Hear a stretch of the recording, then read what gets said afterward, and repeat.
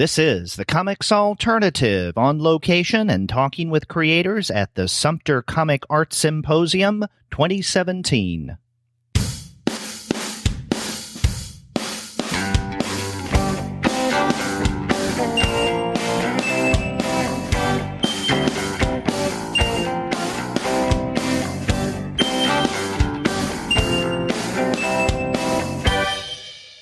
Hello and welcome to another episode of the Comics Alternative on location. I'm Derek.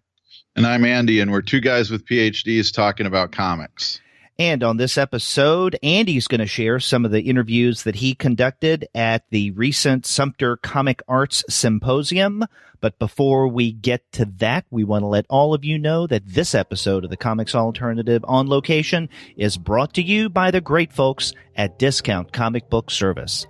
Go to their website, dcbservice.com, for all of your comics pre-ordering needs. There, you're going to find all DC, Marvel, Image, and Dark Horse titles at 40% off the cover price if you pre-order. For all of the other publishers, you'll find that those discounts are 20 to 35% off cover price. And every single month, you're going to find some incredible specials. Sometimes those specials could be as much as 45% off cover price, sometimes 50% off the cover, but many times you can find discounts that are more impressive than that.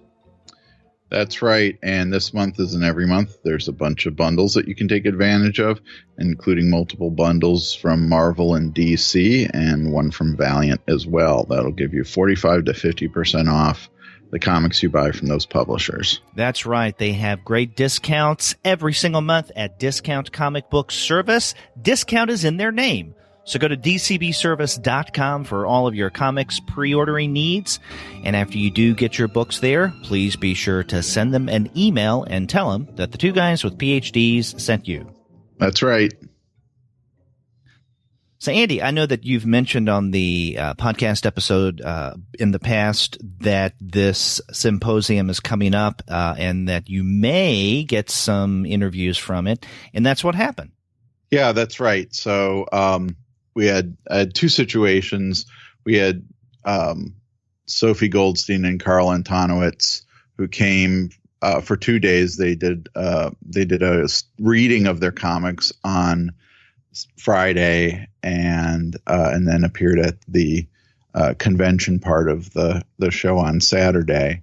And so one of the things we talk about a lot in this interview is their approach to doing a reading of their comics, because it's really interesting and fun. And if you ever get a chance to see it, you should definitely take advantage of it. The presentation that they do?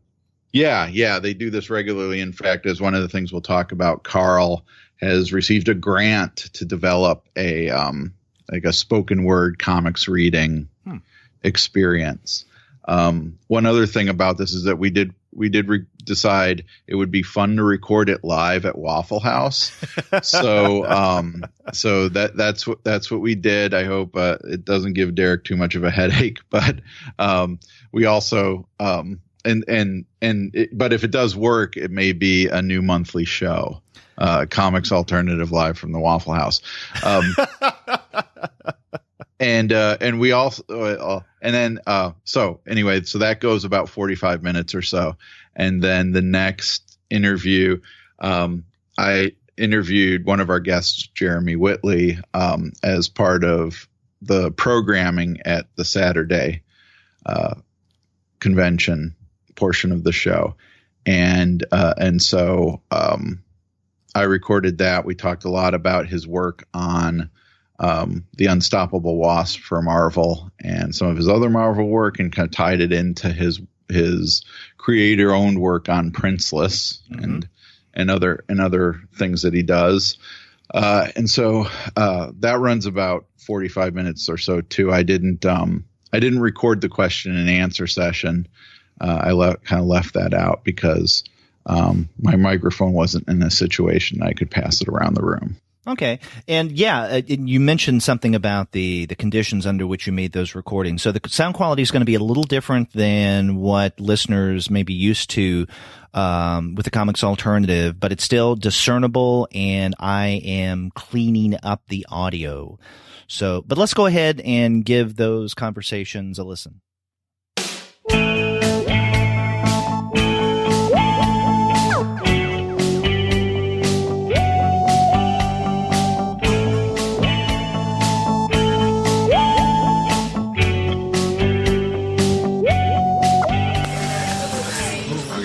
We're trying something different here on the Comics Alternative. We're recording live from a Waffle House in Sumter, South Carolina, and I'm here with Carl Antonowicz and Sophie Goldstein. So this is Andy, by the way. Thanks for joining us.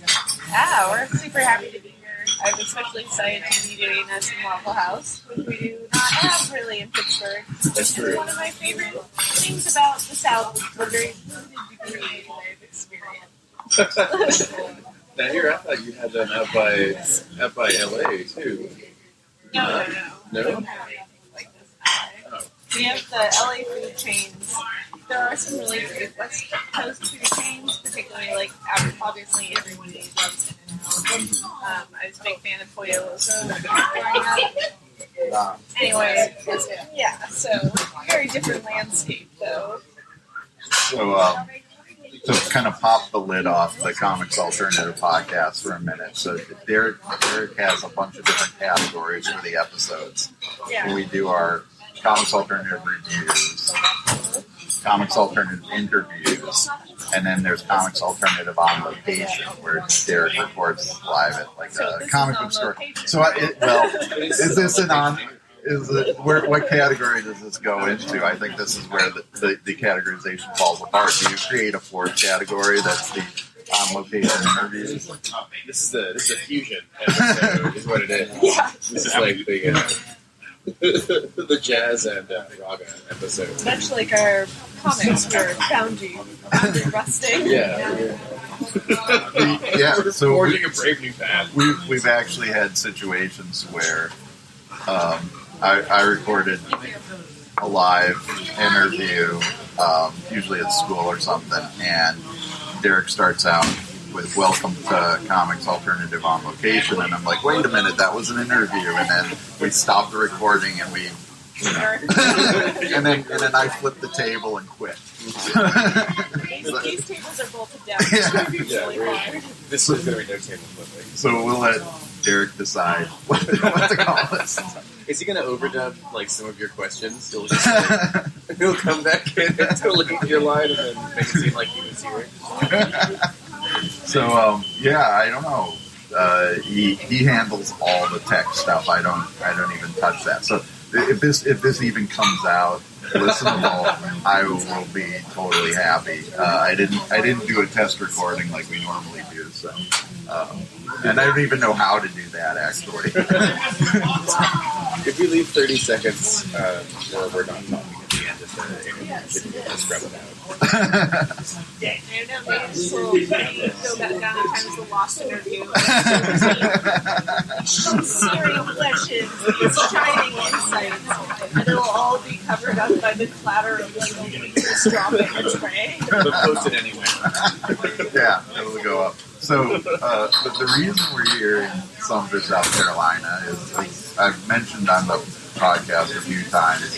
This is the weekend that I co-host the Sumter Comic Arts Symposium, which is a joint effort by University of South Carolina, Sumter, where I teach, and the Sumter County Cultural Commission.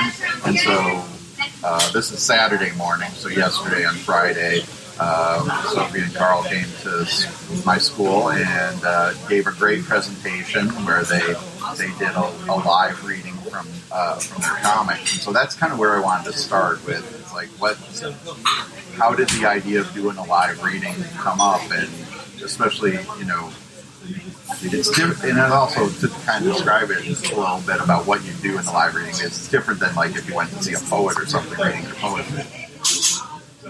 Are you saying your comics are poetry? No, you add more to it. They're more than poetry. He's saying that you work harder than most poets. Any comics you wish you had or You ain't got nothing on this. Ace. do you want to start with how we got into Yeah, sure.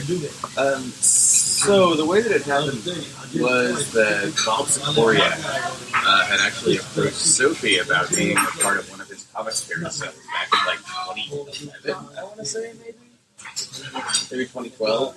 And Sophie was still in the middle of her CCS program, where she was getting her master's. And I just moved back into town to White River to be with her. And I don't know, I needed something to do.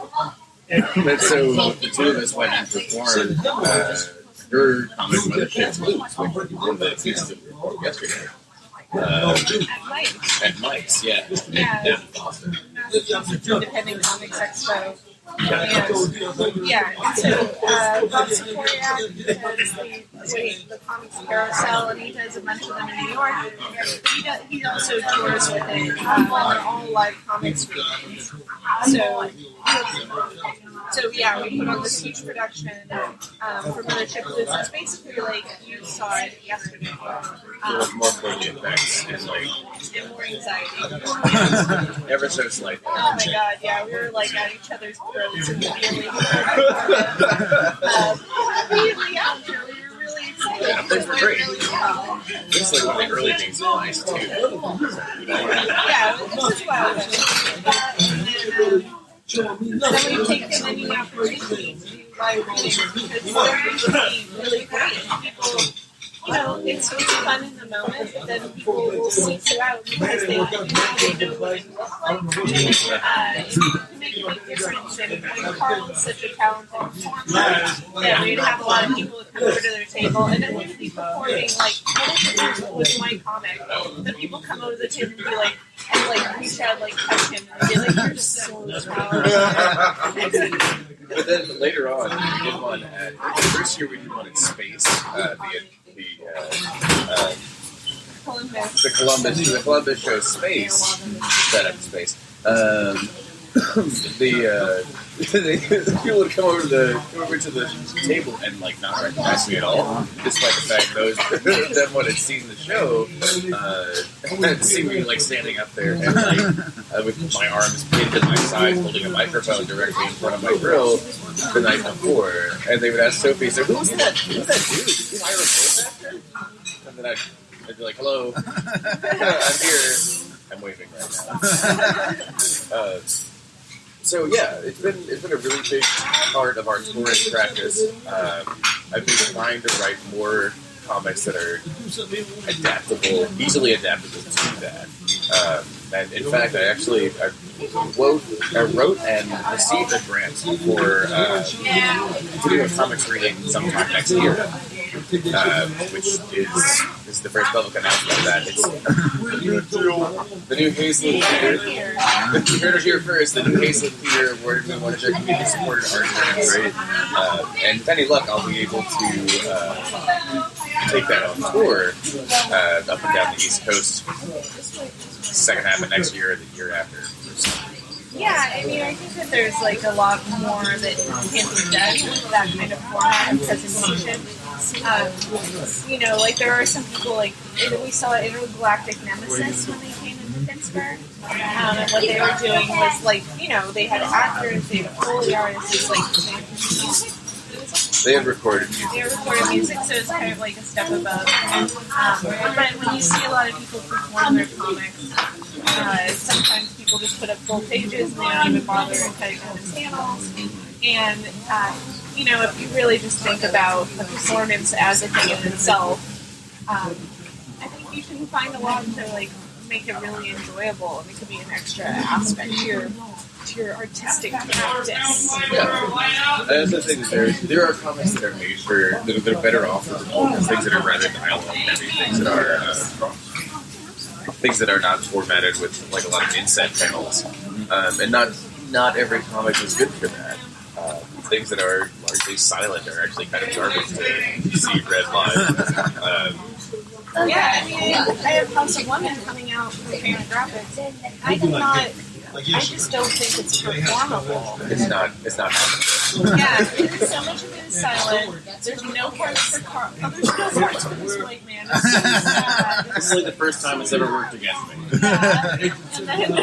And then also, like, I don't know, like, all the panels are, like, long, which doesn't work with the format of the screen, so... Large, it depends on the screen. Which is, whatever, it's fine. So you can work It's fine, but that's why, like, I end up performing my older stuff, because it just, like, works so much better. That said, we have also performed the oven. Yeah, the oven is more square. Yeah, I guess it does have a lot of square panels. It has funny stuff. There's funny stuff and like parts for you man over here. That's interesting. You mentioned that about House of Women because when I think back on that book, a lot of the major events happen without dialogue, right? So but when you were doing the stuff yesterday, those passages, even if they were silent passages, Carl, you were doing sound effects. With Mothership Blues, yeah, the ambience. The ambience, yeah. But one of the things you said earlier, Carl, that really makes me interested in this even more is how you're saying you want to do more comics that can be done this way. So what are some of the things that would be different about, and this for you too, Sophie, what are some of the things that would be different about your comics if you were kind of planning them out in advance to be performed? I definitely would not letter directly on the page. I might use a font because my hand lettering looks kind of garbage when it's projected that way. And so the way that I have the plan for the new Hazlet Theater performance is that I'm going to only do like 3-panel tiers, only 3-panel or 1-panel tiers. I tend to break it up into 2 and 1, and then occasionally 4. But the way that I want the screens to be set up is so that there are 3 that are sort of embracing the audience. I'm making hand gestures here to denote 2 screens facing out from a center, one at around 30-degree angles. I'll draw a diagram on a napkin for you. Andy can scan that, upload it. This will be in your podcast extras. Yeah. Follow us on Patreon. And so the projections could be done in whatever order. Whereas if you're reading it on a page, they are, of course, only done. Food's here now.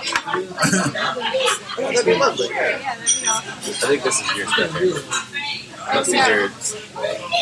Those are over easy, yeah. You're making. Yeah. Okay. Yeah, that's right. Okay. Yeah.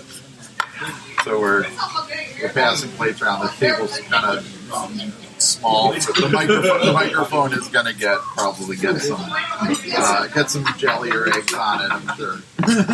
Everybody's got to eat. And then also as long as there is something happening audio-wise, not necessarily in every panel, but like in most panels,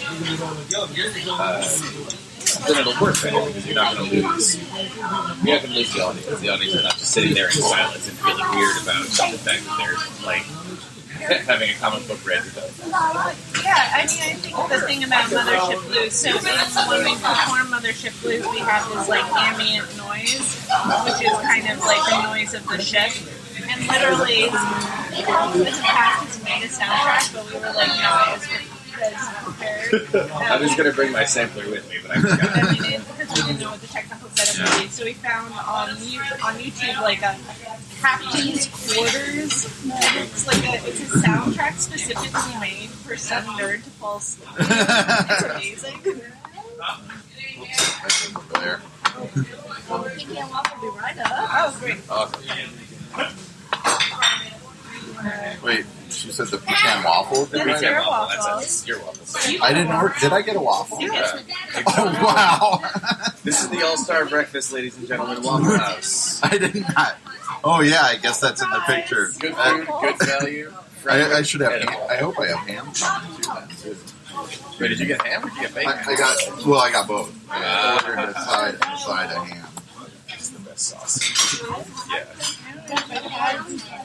57 is the joint. Back in college,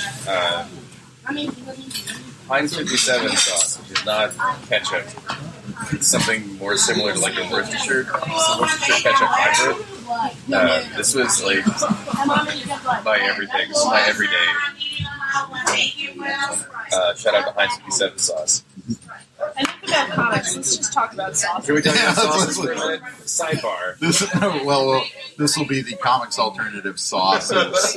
This So we'll spend another sauce on location. sauce on location.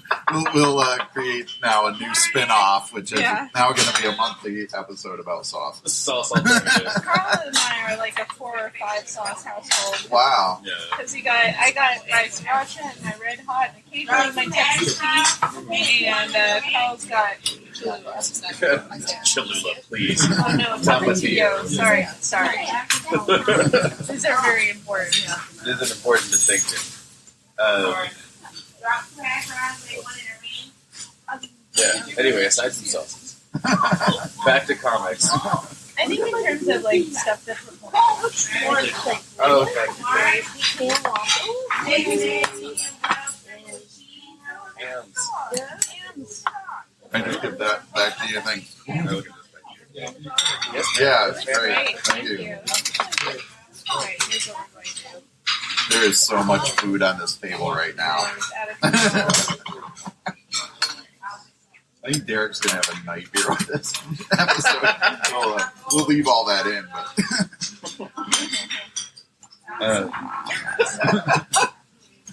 This is so saucy. Yeah, but I'm cutting up the ham now.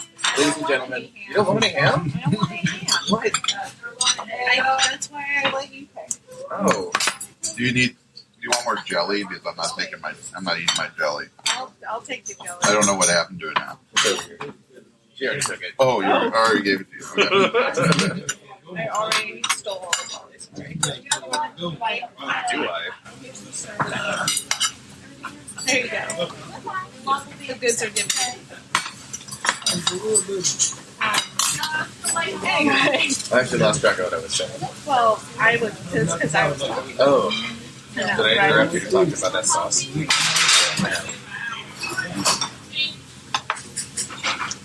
you. A bit more cream would be lovely. Okay. Oh, yeah. That would be great. Go this way, or? Yes.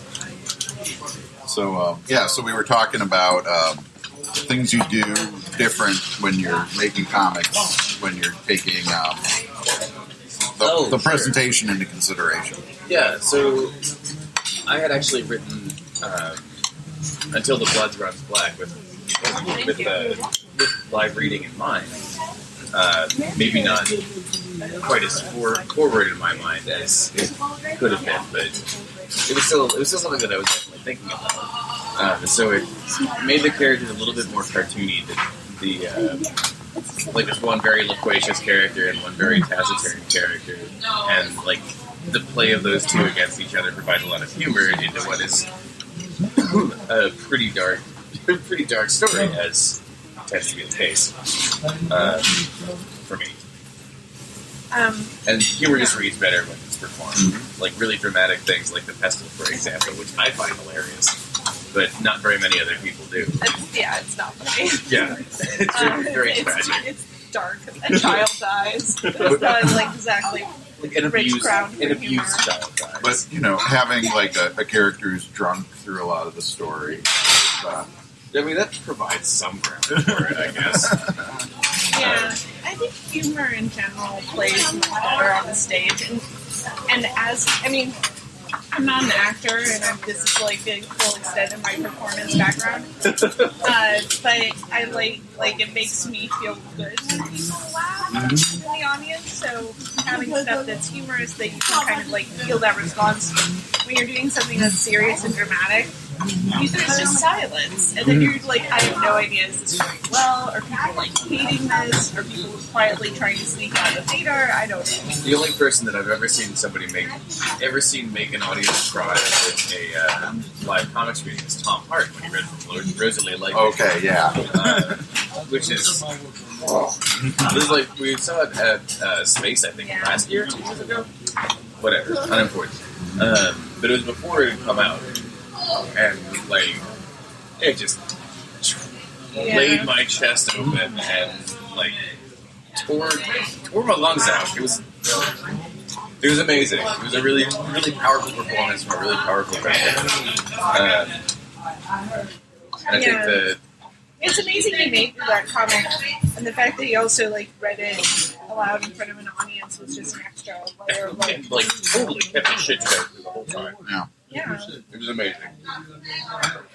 When you mentioned the humor, that was one of the things that struck me about the performance too. Is that there were moments in the performance that wouldn't, I don't think, have been funny on the page, but because of like the sound effect choice you made or something like that, it got a laugh that the dialogue or whatever itself wouldn't have gotten. So that was an interesting effect as well. Yeah, there are things that definitely get a response from an audience member versus a reader, and it is kind of hard to tell what those would be, but usually if it's spoken by like a cute or a grossly cute character, it'll like 9 times out of 10 get a chuckle. Well, I don't know, and there's some stuff like with when we're performing the oven, and then there's like, so anytime there's music in my comics, it's usually a line from Bob Dylan, because I can't make up music. It's always a line from Bob Dylan. And so there's some of the in the oven. There's some of his music playing in the truck that comes and picks them up. And on the page, it's just like background. But when Carl sings it with his fairly stellar Bob Dylan impression, it's hilarious. You got nothing. You got nothing to lose. Yeah, and it's like that's something that people would never laugh at that on the page. I didn't know what it was from when Sophie published this. Yeah, but your Bob Dylan impressions are a lot better. Yeah, true. That's fine because for some reason today I've had "You Gotta Serve Somebody" stuck in my head, and I don't know why. I haven't heard that song in ages, but maybe I'm just thinking on that spiritual level. The Dylan seed has been planted. Yeah, his stuff is wonderful. It has this like prophetic biblical feeling. Yeah. Have you ever seen him live? I have. I saw him at the Staple Theater in LA. He's, it's old and had a rough life, and I don't know. It wasn't the same. But I have also watched like a ton of footage of him when he was younger, and every available documentary. And I don't know. I really like. He's a terrible person, as many great artists tend to be. But his art is just stupendous, and his writing is amazing. And there's a feeling to his work that I envy and admire. I think I've probably seen him like 5 or 6 times. Derek and I actually saw him together. So when we were in grad school. Oh, that's awesome. With Annie DeFranco open for him, which was pretty interesting. Because we were kind of in the. It was like we had lawn seats, so we were sitting on the grass, and we were in the midst of, clearly the people who were there for Annie DeFranco and not for Bob Dylan. But one of the other Bob Dylan's kind of anecdotes that I often tell is that so I grew up near Fargo, North Dakota, and there's a famous story. Bob Dylan lived in Fargo for a while before he went out to New York to see what he got to and so on. And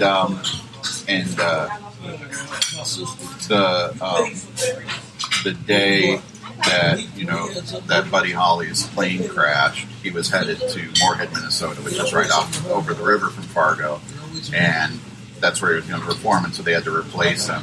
So they replaced him with this Bobby V in the Shadows, who got big sort of because of this. But playing piano for Bobby V in the Shadows was a young Bobby Zimmerman, and so there's a bunch of stories about. I mean, I have a friend who has a house that Bob Dylan slept here, and so he played Fargo when I was in college there, and that was pretty cool, and that was a good show because he wasn't quite at the place that he's at now, but so anyway, so seeing him come on, and he mentioned about that he did enjoy living in Fargo. That's great. So Bobby V in the Shadows, are those the same shadows as first recorded Apache? No, I don't think so. I wish. Okay. No, they did like The Night Has 1,000 Eyes. That sounds pretty cool.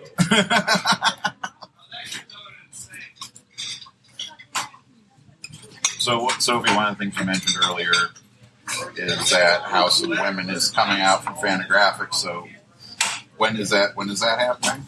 I think the official release date is going to be October, but there's going to be some books available for SDX and CXP. So that's the idea anyway. We'll see how it works out in reality. But I'm very excited. I mean, I feel like Fantagraphics is the perfect home for House of Women. They're like the kind of stuff, and their aesthetic and is very much in keeping. And I love Fantagraphics, and I enjoy doing publishers. And the production value is better in Fantagraphics.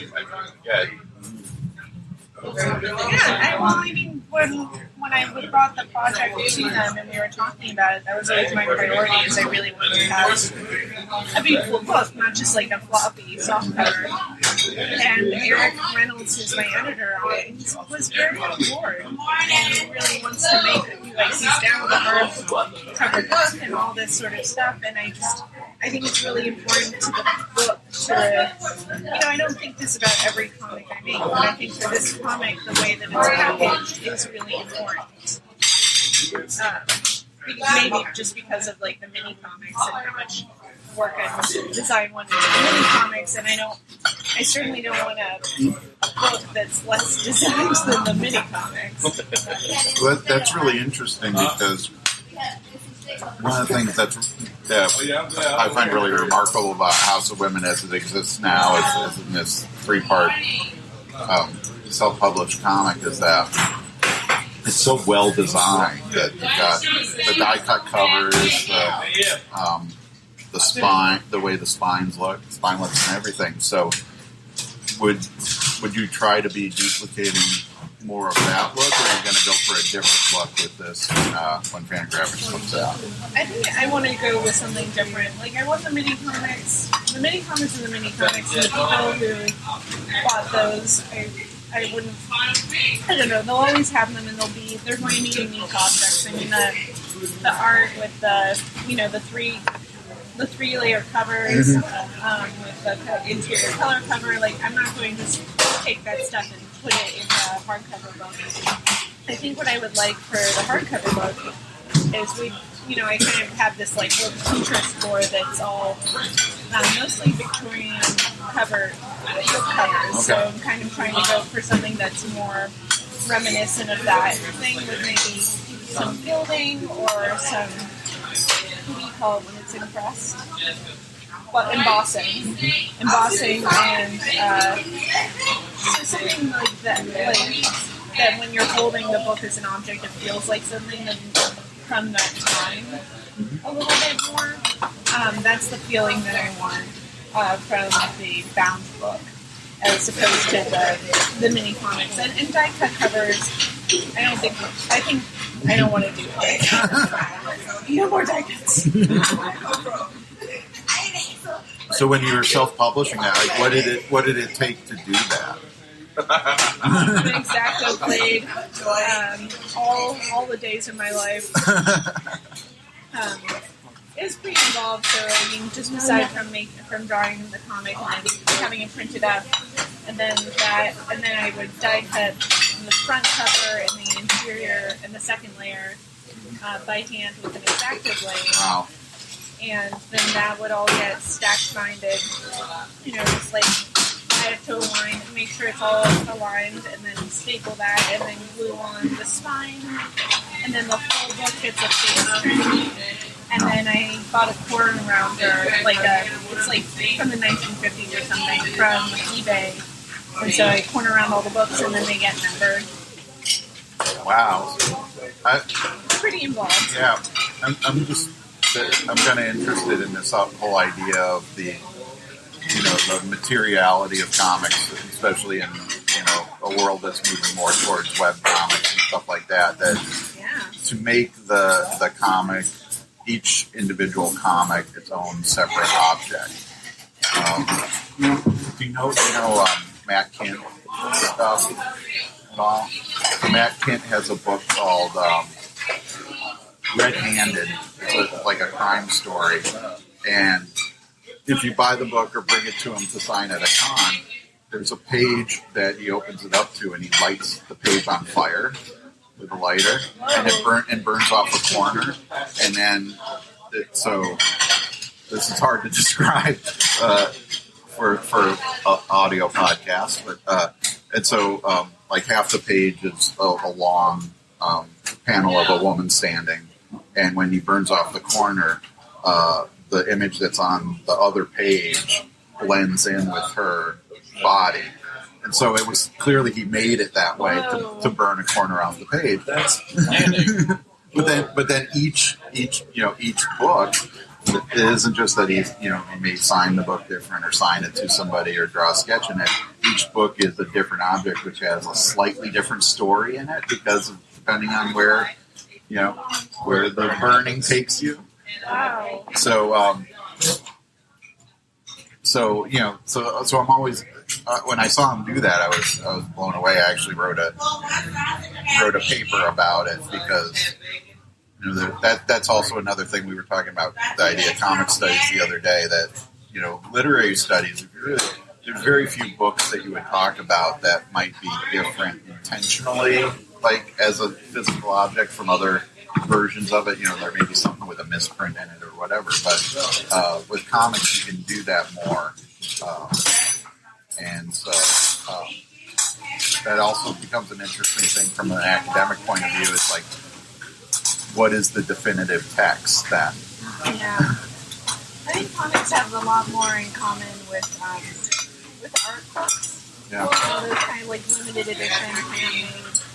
well, mini comics at least. Well, but, yeah, that's true. I guess it's just the amount of like effort and production that needs to go into an art book. It's not really producible on a large scale unless you have someone like,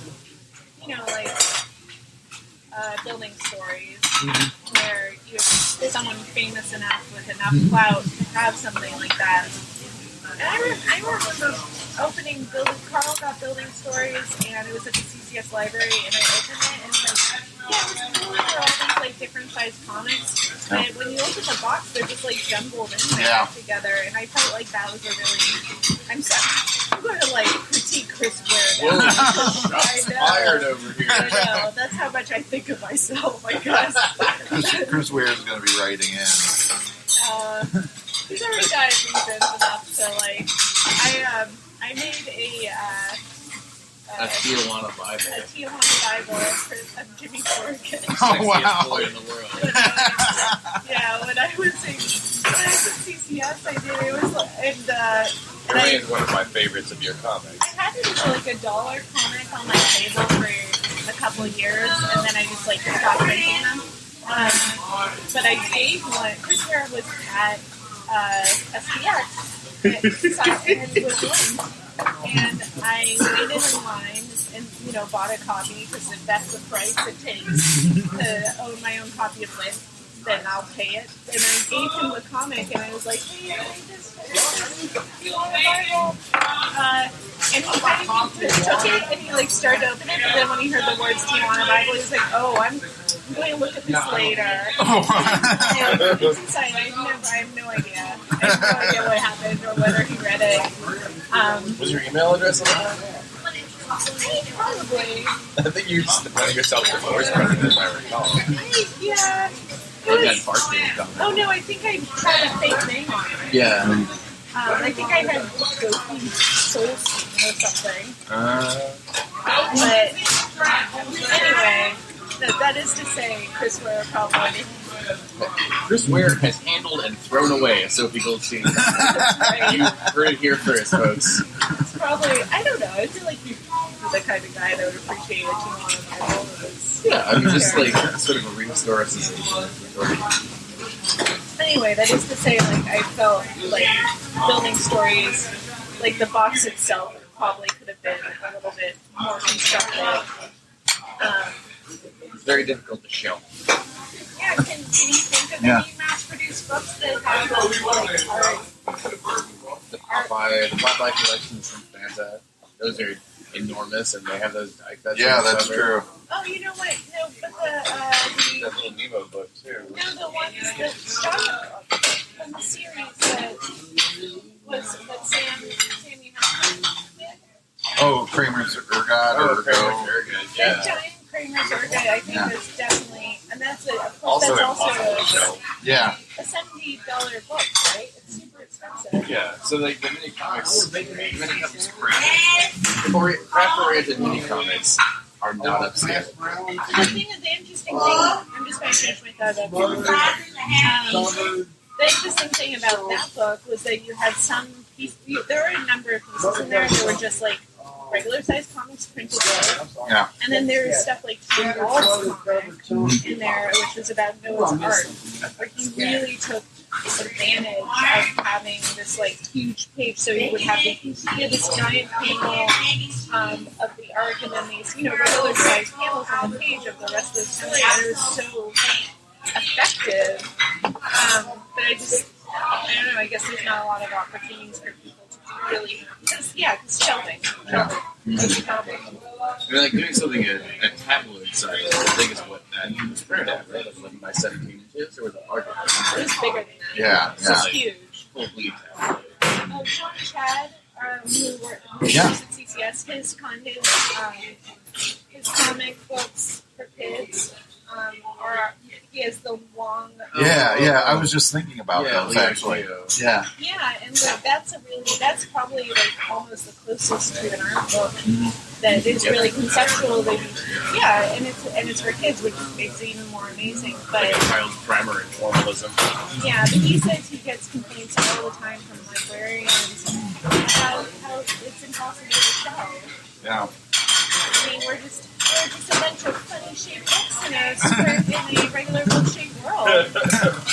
That's funny because I just moved and was unpacking my books and putting them on the shelf, and it was the John Chad books and Tony Millionaire's Macchies. Are books that are they're almost the same thing. I can get them maybe on the same, but that it's not just that they're weird, like that they're short, but that they're long, and so they hang off the shelf. Yeah. And so they just lay flat on top of the bookshelf.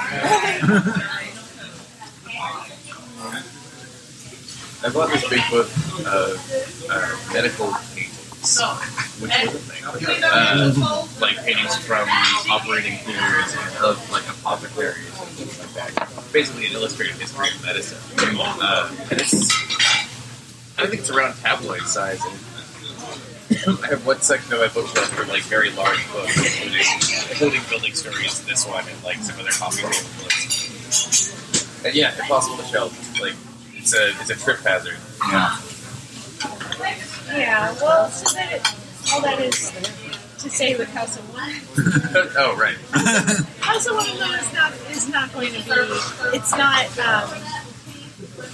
It's more of a traditional comic in the sense like the design of the book is just going to be an added element. It's probably not going to affect the story any more than any other cover and interior design that affects the reading of the story. But I think there's definitely like very interesting territory that can be done with that. And I don't know. I think it would have to be in mini comics that people really like expand and explore that. And there's not a ton of people. There's still way more people who are just like slapping on the cover, folding and stapling it, and that's like the extent. That's one of the things going to CCS like really taught me to think about covers. And I just never. I would slap on a cover and not even think about it. And of course, the cover is, it's the first thing people see. It's like incredibly important. If people don't like your cover, they're not going to look at your book. That's true. So when I was doing House of Women, it was my thesis project, and we had all this time to really put a thought into it. That's why I did such an elaborate cover. Just to kind of attract people's eyes, and it really has worked. People do stop in their tracks, and they're like, "What is that?" Tell me more. And if you're like in the bathroom or something, part of the pitch that I make for your books is that she die cuts every one of these covers by hand. She's a mad woman. And they're like, "Who are you?" And it's about as far as it goes. And I you're leave. like, "I'm the hype man." So, before we go on to my next question, I just like totally syruped my shirt. So, well, luckily I brought a backup shirt because that's how I operate. No, it's not gonna. They'll just stick to it. They'll have like napkins.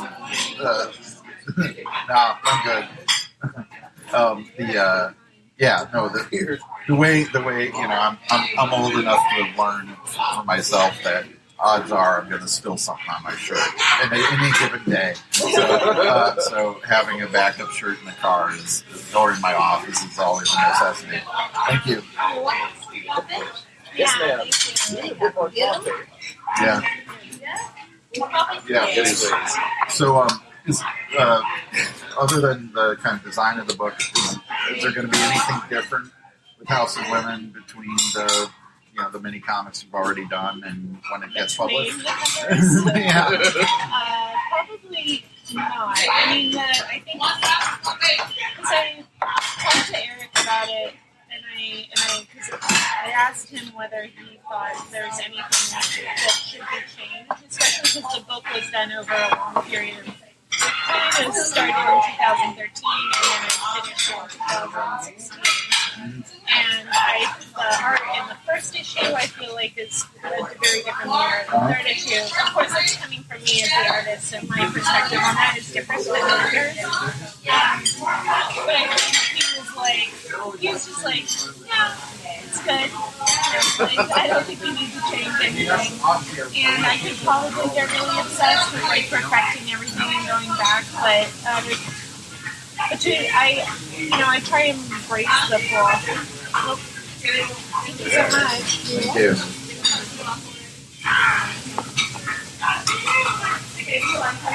Coffee's coming.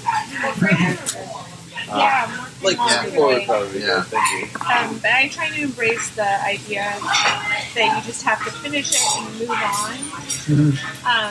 So for this book, that's what I want to do, and I think the only Thank you. You're welcome.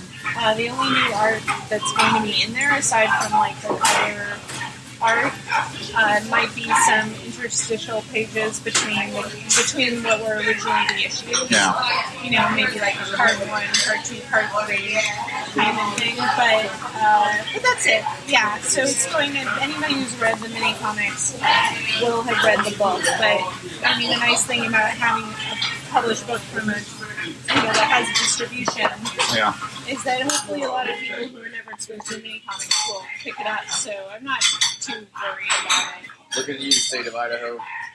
Look at you, rest of the country that's not the East Coast or Midwest. So with the original, you said the other day too that the first House of Women issue is you don't have any more copies of that, right? No, it's sold out, and it's always like it's become such a stressful psychological torture and also physical torture for me to buy these books because I've found 500 of issue 1, 300 of issue 2, and 200 of issue 3, and every time as the years go on, and it's like, oh, I'm out of issue, I have to like do another reprint. I just like this black cloud would like settle over me. I'd be like, no, I must once again take on the yoke and like die cut for days. So now that it's getting published, I am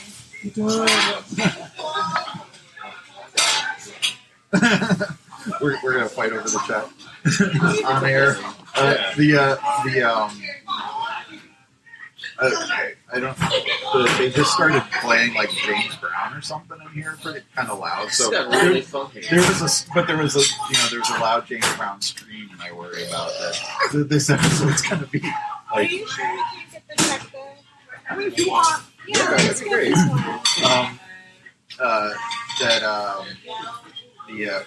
this one. This episode allowed this legend about it that somebody got murdered in the background. Like what was that? The Ohio it's like, Players yeah, song, "Roller Coaster of Love." Again, it's the Lost episode. It'll be evidence of a crime. The Godfather itself has already gone to meet his reward, so it's probably not him. Also, you forgot to mention that 12-page epilogue you have about Elijah, the tiny elephant. Oh, the further adventures of Little Elijah. Elijah, yeah. I'm going to yeah. run that along the bottom of most of the book, like a 20-millionaire bonus strip, right? That's right. Little do crime readers of House of Women know that there is also a parallel book where it's just Elijah tripping through the forest and, like, he's the cute little elephant character and just interacting with the flowers and foliage and, it's extra tuberous element that House of Women was sorely lacking before. It's like Beautiful Darkness without the giant dead girl.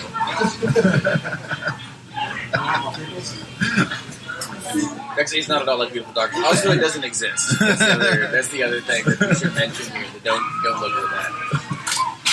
I do get comments. I both got the comments why isn't there more Elijah? And then I've had when I was originally since I did part 1 for CCS for my thing, I had Jason read the script before I went to final art, and he's like, why is this tiny elephant here? This seems really out of tone with the rest of the book. And I'm just like, no, it's not Elijah negotiable. Elijah stays. The elephant stays in the picture. Well, the elephant was inspired by the tiny ponies in Black Narcissus. Yeah, the book is inspired in part by this movie, Black Narcissus. And the guy in that movie rides these tiny little mouse ponies. And it's so great. I read the book Black Narcissus that the movie is based on, and there's this part where they describe him mounting his pony, like throwing with his leg over the front of the pony, like he was mounting a bicycle. And I just, it's so great. So there's like a 3-panel sequence where Yael mounts Elijah by throwing his leg over Elijah's head, and it's completely out of tone with the book because it's so goofy, but sometimes you do things that are just for you, the author, that you just feel need to be in the book. Well, there is comic relief in House of Women from Yael, like Yael's outfits and Elijah, and to a certain extent. These are cute alien gimmicks. There's gimmicks. All right, so there is some comic relief in this book. I can probably study that. Well, actually, we're hitting almost. If Derek and I do an intro and conclusion to this, we'll hit about an hour. So that's actually going to be. It'll be a pretty good episode if it's at all listenable. And if it's not, I had a great time with this conversation. And if it did work, then I think a monthly comics alternative live at the Waffle House is going to become a thing. So Carl and Sophie, thanks so much for doing this. First of all, for coming to Sumter and doing this show, which I really enjoyed it, and I hope today, the second day, goes well. And thanks for doing experimenting with the podcast here a little bit. Oh, of course, it was a blast. And also, again, we don't get to eat a Waffle House on that at all. No, the whole thing's a treat. It's been stirring. Yeah.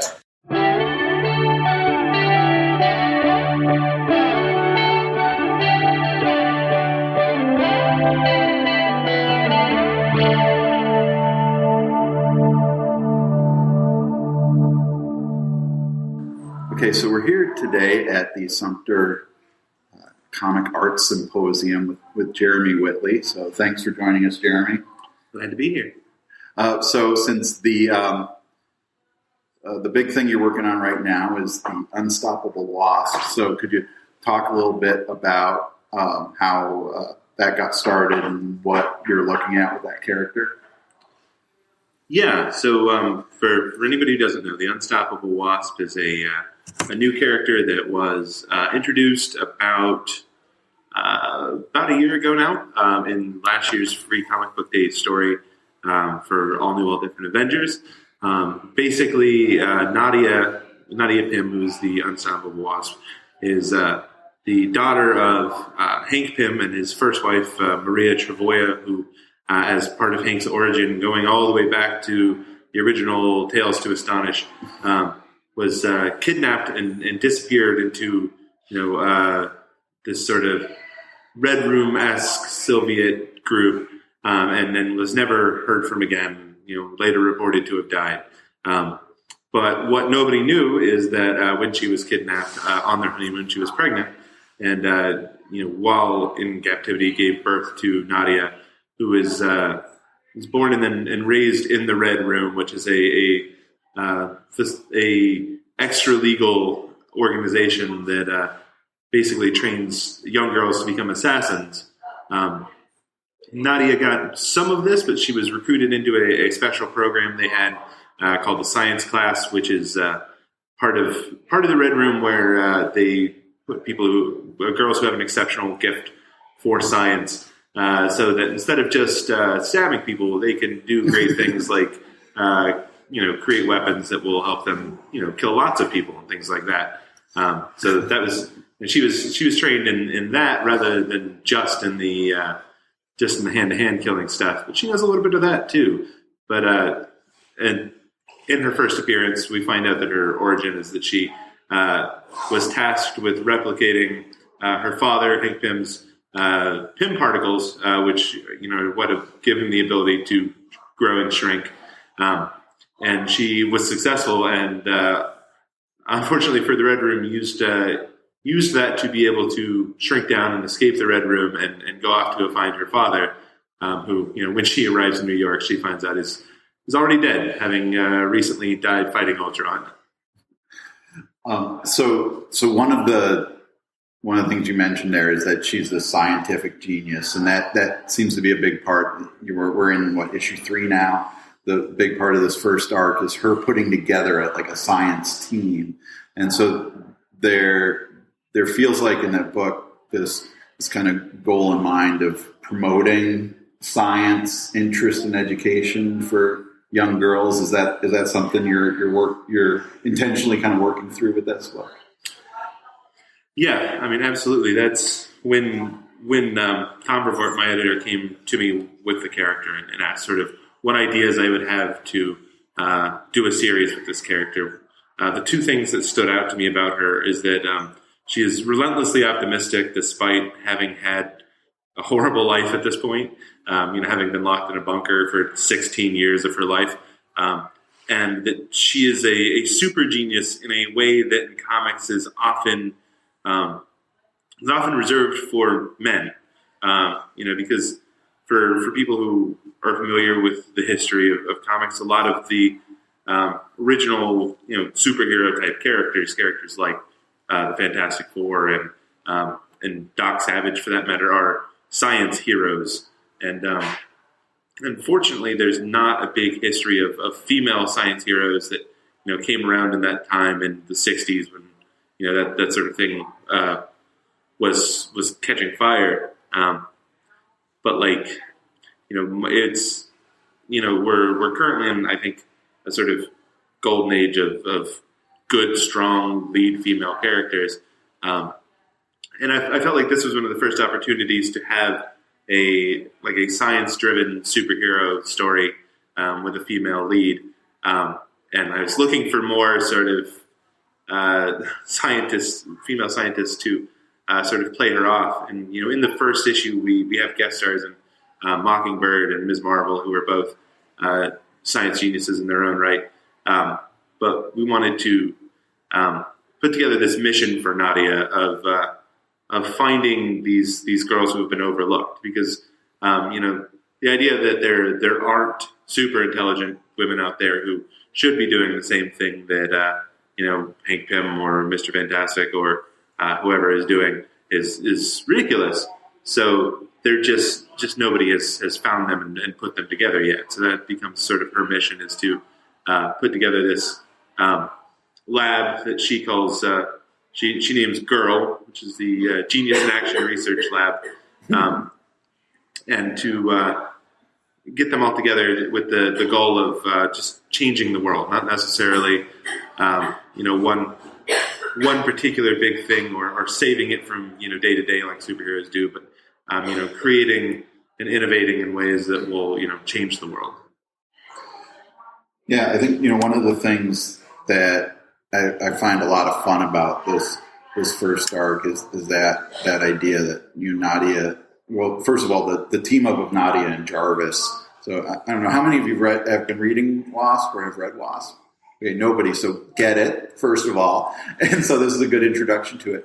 But that Nadia and Jarvis are teaming up, first of all, was a lot of fun.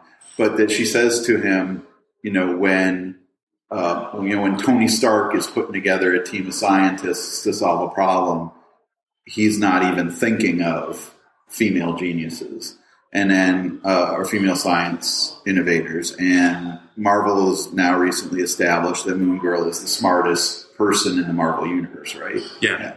So this kind of fits in already with a lot of the things that Marvel's doing, but also how when she's putting together this team, she's got all these different young women with different science expertise or background. And the one of them, I can't remember what her name is, making the transporter. That she's making this transporter to solve a real world problem, right? Her parents they're not divorced, right? That the mom's working somewhere else, and so she wants to be able to visit her mom. She wants her dad to get home earlier from work, and so she invents a transporter, which is, I think, a brilliant idea. So could you talk a little bit about like each of those characters that you're creating as part of this team and what you're seeing each of them do individually? I think that's been one of the neatest things, is that I've gotten to create new characters to be part of the Marvel Universe, which, hopefully 20 years from now, I'll be the guy on the internet yelling about how somebody is miswriting my character. I think Shay is who you're talking about, LaShayla Smith, who, her thing is, her mother works in LA and her dad works in New York. She lives with her dad, where she goes to school in New York. She rarely, if ever, sees her mother, and she's sort of, in a way, I think a lot of us who grew up in the 80s and 90s is kind of a latchkey kid, and she walks home from school every day and lets herself into her house and does her own thing because her dad's not home, her mom's not even in that part of the country. So she's going through some stuff in her life that she wants to see her mom, wants her to be around, and the idea of like that's why I need to build a teleporter is so I can see my mom has this sort of like resonance to me of like being a real, like that's a real emotional, real life problem that theoretically can be solved with science. And those things are rarely actually resolved. But That's what she's going for. We have Taina Miranda, who's a young Latina girl who's she has MS, and she has arm braces and everything. And rather than making this a thing where in superhero comics so often like somebody finds a miracle cure that just solves all of your like real life health problems, she has taken to building robots. She being like basically a poor kid from Washington Heights is building them more or less out of junk at this point. Is when we meet her, she's basically controlling a robot who is playing goalie to her sister's street hockey game. It takes one solid hit and gets completely destroyed because it's made of trash. It's made of cast-offs and stuff like that. So, it's sort of her creative way of solving this issue that she has. We also meet, Ying, who is Nadia's, compatriot from the Red Room, who is tasked with bringing Nadia back in. Who has that very very big problem herself. And then the end of the third issue, we introduced Priya, who is a young, like first generation immigrant or daughter of immigrants, living in New York, who is she's really good at biology and biotech, but like she doesn't want anybody to know because she just wants to like get by and have friends and a boyfriend and things like that. And she knows that if her parents figure out that she's super smart, they'll actually make her do stuff. And nobody in high school wants that. They don't want to have to do things. They just want to like fit in and go to cool parties and have a boyfriend that has a beard, things like that. And that's sort of her thing is, everybody else is super excited about the ideas of, working with Nadia and all this stuff. And she's sort of getting dragged into it, kicking and screaming. Yeah. And one of the other things I find I really like about the book is what you're doing in the back of the book with the letter pages, or what would be the letter page, I guess. Right. Yeah. With, if you could explain it better than I can, what you're doing back there. Yeah. So, one of my favorite things about comic books, especially at Marvel, has always been that there are letter pages where people can write in and talk about stuff that you're doing in the books. And that was one of the things that I got excited about when the book got announced. And then I got to talking to Elsa, my artist, about it, and how much fun it would be to do something different with it. This is a weird example. I don't know how many people have read Matt Fraction, Chip Zdarsky's Sex Criminals, but they do a weird letters page format in the back of their comics where they basically give sex tips to people who write in. And I was like, what if we did something that was interesting and related to this book? Obviously not sex tips, but what we ended up doing, and Elsa had kind of had this idea of doing this on Tumblr to begin with, is she wanted to profile female scientists. And her idea was to, just do sort of a greatest hits and, talk about these great female scientists like Sally Ride and people who had done all these amazing things. And I said, well, what if we use that as our letters column, and instead of just profiling dead women or people who we can't even manage to talk to, what if we actually interviewed women who are working in science right now? Because unfortunately, I feel like there's a gap in the sort of cognition of comics in real life, where like at some point in our comic, like the science has to get really super. Like there have to be black holes and robots, because those things exist in the Marvel universe. Like Vision has been running around since the early days of Avengers. So like I can't be like, yeah, robots. Like this guy is a robot that looks like a human who built himself a robot family in the last couple of years. So like, at some point it has to get crazy. So I wanted to like actually go to this place where, part of what we're trying to say with the book is like, yeah, girls can do this stuff too. Girls can do super science. Girls can change the world. And so what we decided to do was profile real female scientists working in the world right now, and sort of talk about what they do and help people connect with them. We got sort of everybody's Twitter handles as we've been doing it, and we really got to sit down with them and talk about both, their love of pop culture and comics and stuff like that, but also about, the nitty gritty of like what they're doing and, what their goals are, what kind of really neat things in the world they're trying to do, which all of them are way smarter than me. It's kind of unnerving at points. But like, yeah, we've done interviews with like, I think the neatest thing was issue 3. I think it was, we had 2 profiles with 2 women, one of whom is in astrophysics, and the other one is like a chemical engineer, I believe. Both of whom are also cosplayers. Like, and I was like, you two this is the perfect intersection of comics and science for all this stuff.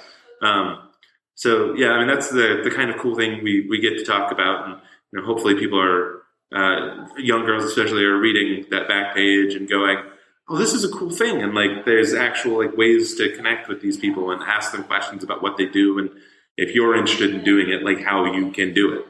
And then I do the intros and the outros of those as Nadia, which is fun because I love Nadia's hyperactive, super enthusiastic voice, especially since that's kind of the way I feel about these people we're interviewing anyway. That I could not be crazy excited about them.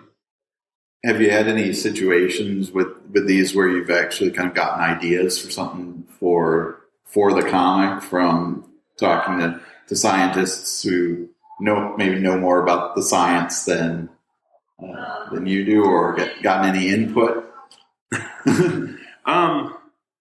I feel like I probably would if I didn't write so far ahead. I'd already sort of had this first arc written before we really started doing the interviews, and I feel like I've definitely like learned some interesting things that hopefully I'll get to use down the line, if not in this book, then elsewhere.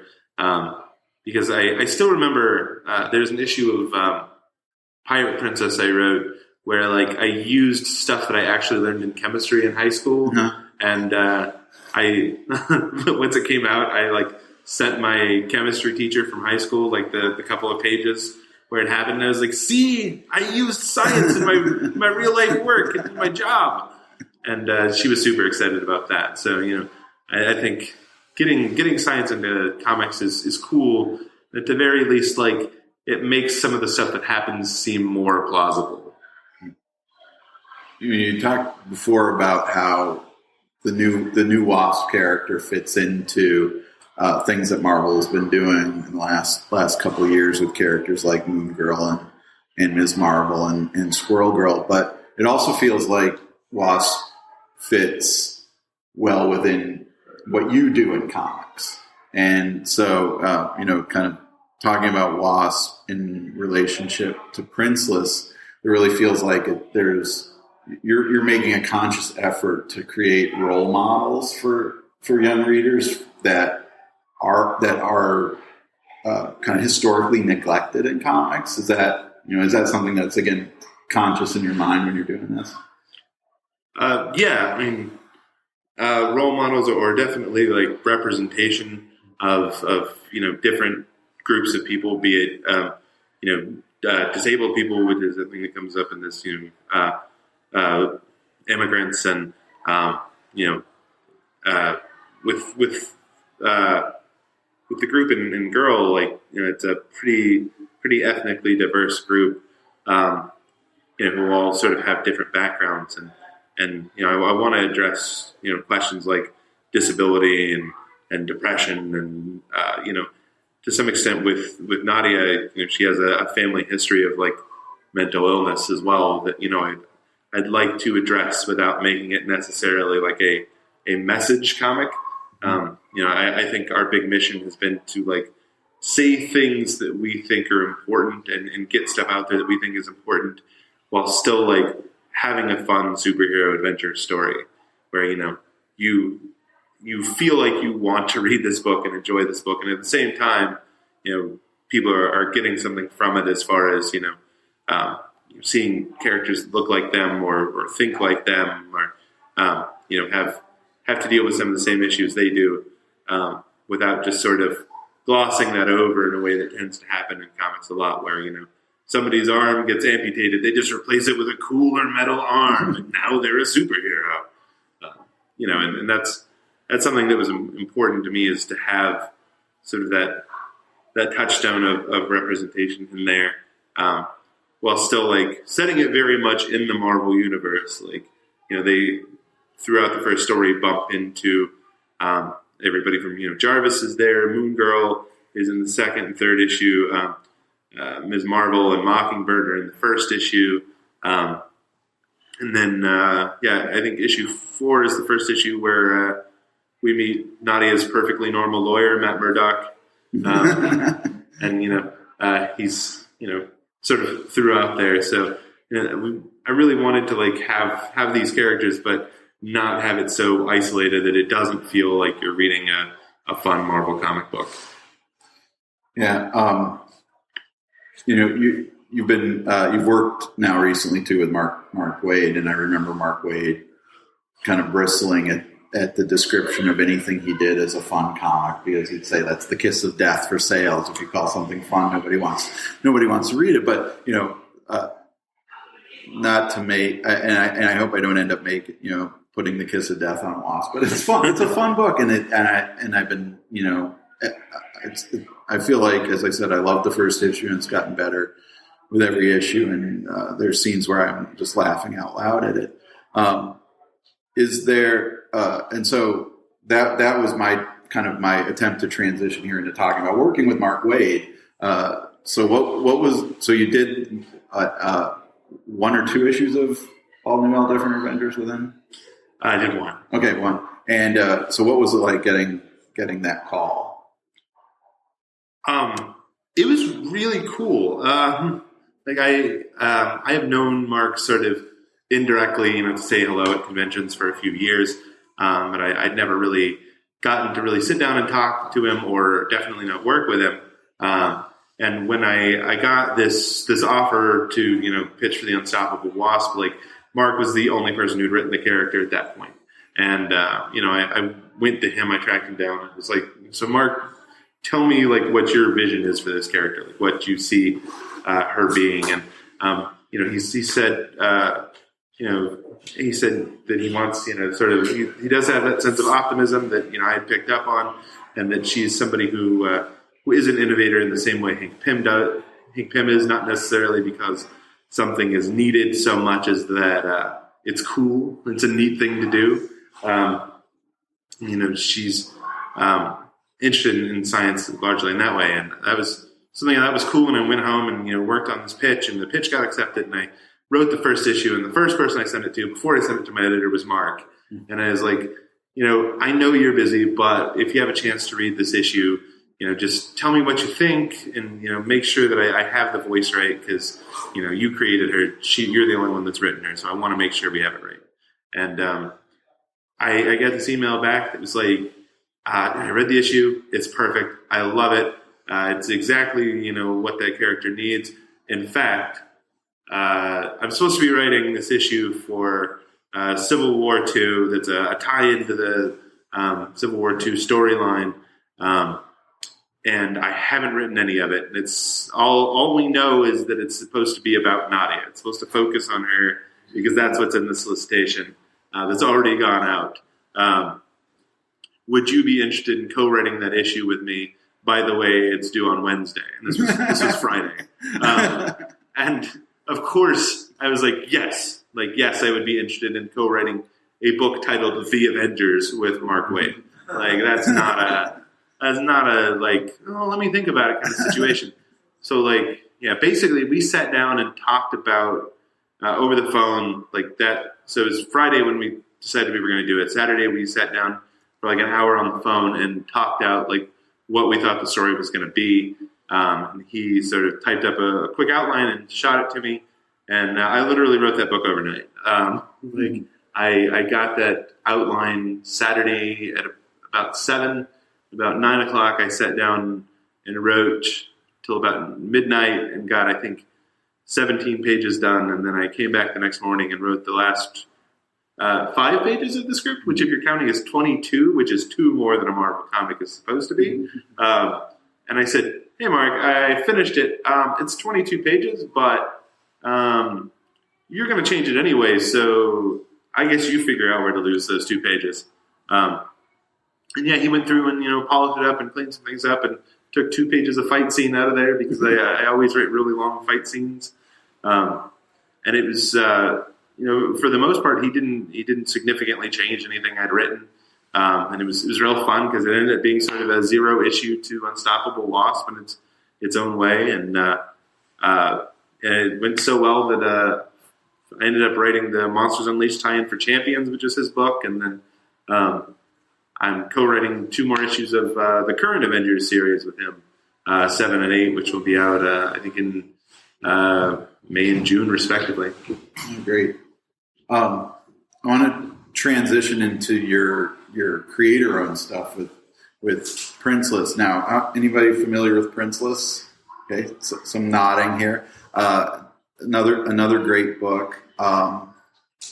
Do you see like a kind of continuity in your own kind of thinking about the idea of, say, heroism or, again, this representation that you talked about earlier that comes from Princeless and informs the Wasp?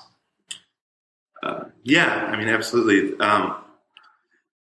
Princeless was the second, I guess it was the 3rd comic I'd written. It was the second one that actually ever got drawn. So the first comic I wrote like 20 issues of that never got drawn. They're still out there somewhere because that's just how I write, is I write like 20 issues of a thing. And then I go, somebody's going to have to draw this at some point.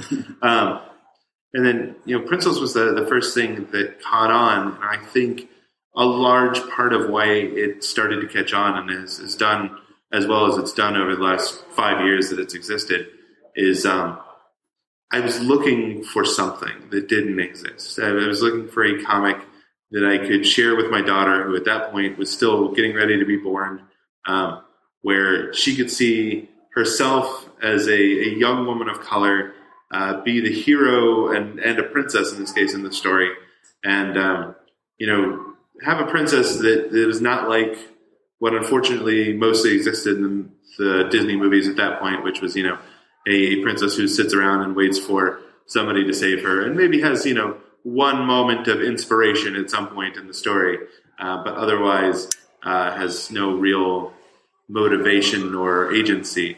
And so I started sort of putting all these things together and came out with, the first issue of Princeless. And, it got picked up by my publisher, Action Lab, and sort of continued to build from then. And I figured out that, I wasn't the only person who was looking for this.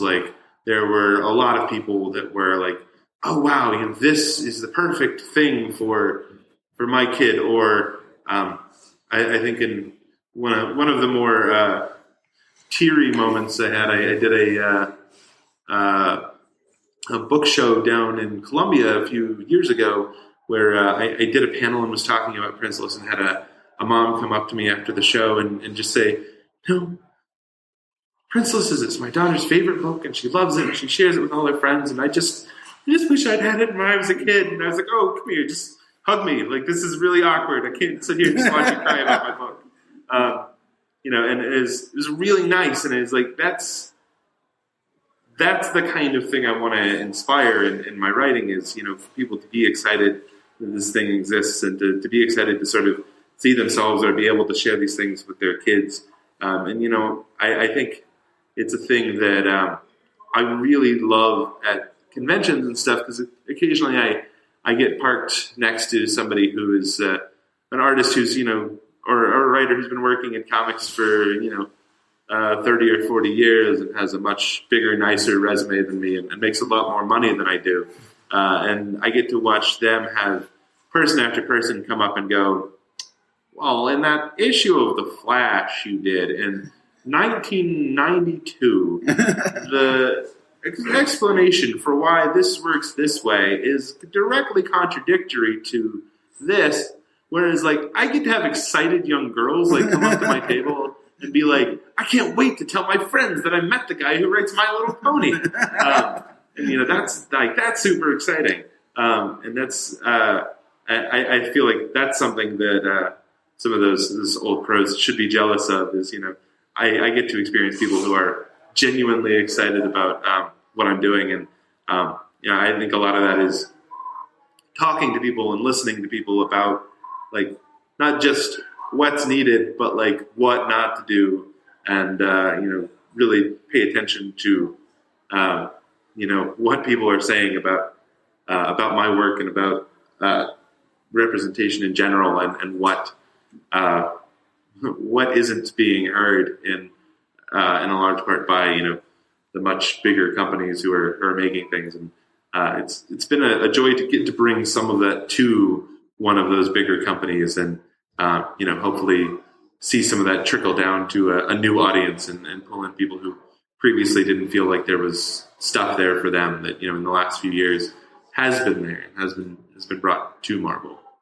So while your work with Marvel is increasing, are you going to be continuing working on Princeless, or more arcs, more miniseries coming out?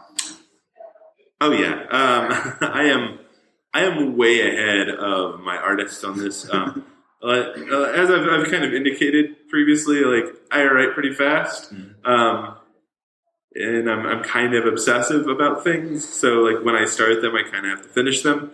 So I'm let's see. Currently, my artist is finishing up the 6th volume of Princeless. I have already written the next arc and am finishing the one after that.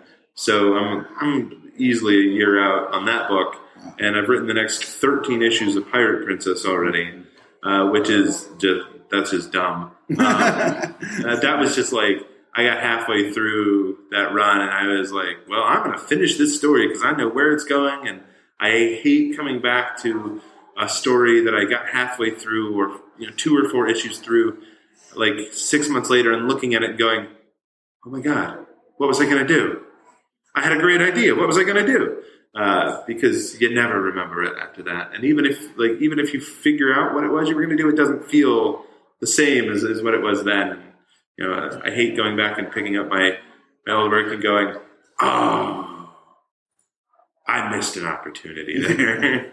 I like trucking through, a whole story, be it a 4-issue story or a 13-issue story, and finishing that out before I, sit down to start working on another thing, which is part of why I am so bad at pitching stories, because I'm very bad at pitching short stories, first of all. But once I start writing a pitch, I'm like, and then this happens, and then that happens, and this happens to this, and I've written basically the whole series in my pitch, but it's now a 10-page pitch, and nobody wants to read that. So we've got Wasp continuing as an ongoing. You did the Champions one-shot for Monsters Unleashed and the all-new X-Men one-shot for Monsters Unleashed. And you just said more Princeless and more Pirate Princess. Just to kind of wrap up the interview part of this and open up to questions. Is there anything else on the horizon that we can look forward to? So as part of Marvel's upcoming giant summer event, which Unstoppable Wasp will be no part of whatsoever. It's doing its own thing, or my own thing, as it were. I am have written a one-shot 30-page story called Secret Empire Uprising. No, that's not right. Secret Empire Underground. Somebody else wrote Uprising. Secret Empire Underground, which is a fun, it's a major tie into the main story. that sort of it comes out of the main Secret Empire story and then goes right back in at the end of the story, where I get to read a fun team of sort of motley crew of Avengers that go to the Savage Land to try and find a thing to save the world, and they got to fight, evil George-wearing pterodons and things like that, because that's what's in the Savage Land. And then I have a short story about Ras Malhotra, the current giant man that is in Secret Empire: Brave New World, which is a collection of short stories that go along with the main story.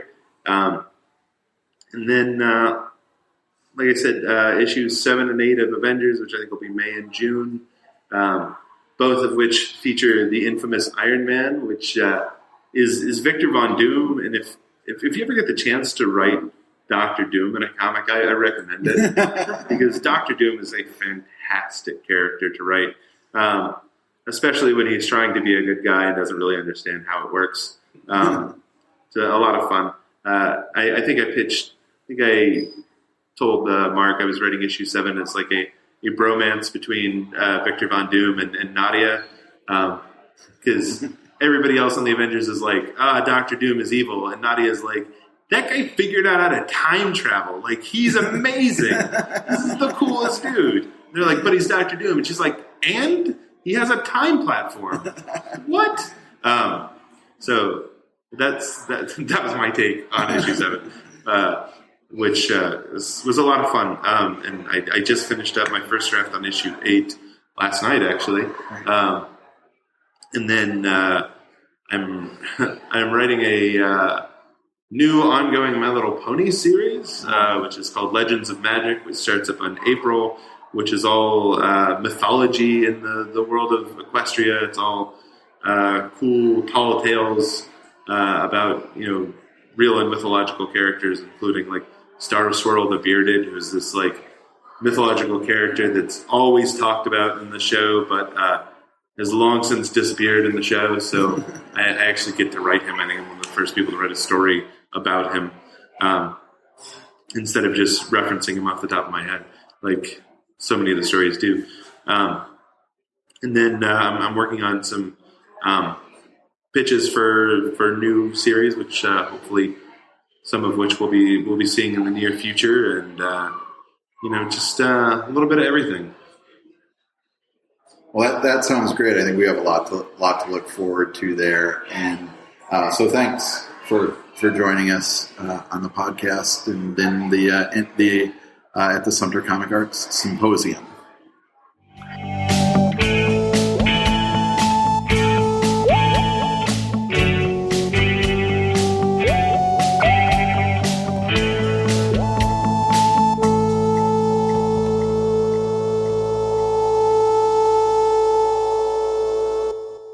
Andy, really sounds like you had a lot of fun. I wish I could have been there this year. Well, in the first interview, we kind of had a little fun at your expense, so I hope you don't. I hope you don't mind. But I was curious. Those who listen to it now know that we have a little discussion at the beginning as to what you were going to call this episode. Is it on location or is it an interview?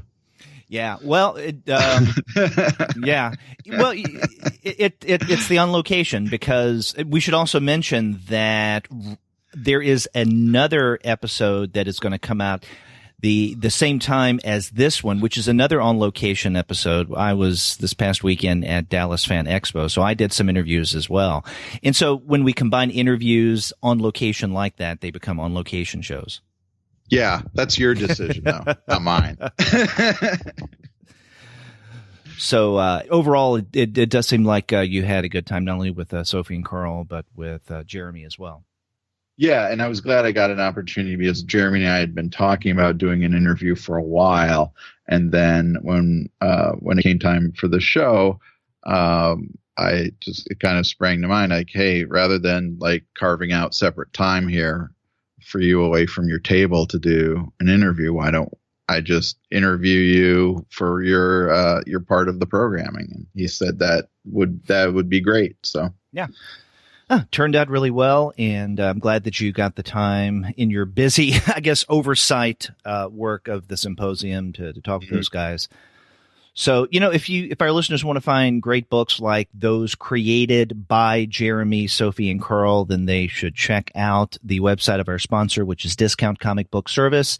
Go to dcbservice.com. They'll take care of all of your comics pre-ordering needs. And after you do get your titles there, please be sure to get in touch with us and then let us know what you're going to be reading. If you go to our website, comicsalternative.com, you'll find that you can leave us a voice message online via SpeakPipe. Or you can call us the old-fashioned way by picking up the phone and dialing 415-3-COMICS. That's 415-326-6427.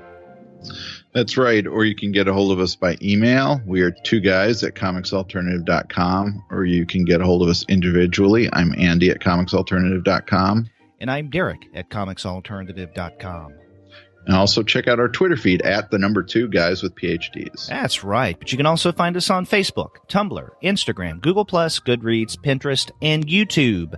You can subscribe to the podcast through iTunes. You can stream us on Stitcher. You can also find us on TuneIn, on Spotify, on iHeartRadio, and on Google Play Music. But you can find every single one of our podcast episodes, as well as the reviews and comics-related commentary that we post on our blog, by going to our website, which is comicsalternative.com. That's right. All the ways to get a hold of us, let us know how we're doing, and find out what we're doing. That's right. And be sure to listen up for the companion On Location episode, which you can find online as well. And we will be back later with more fun stuff. Until then, I'm Derek. And I'm Andy. See ya.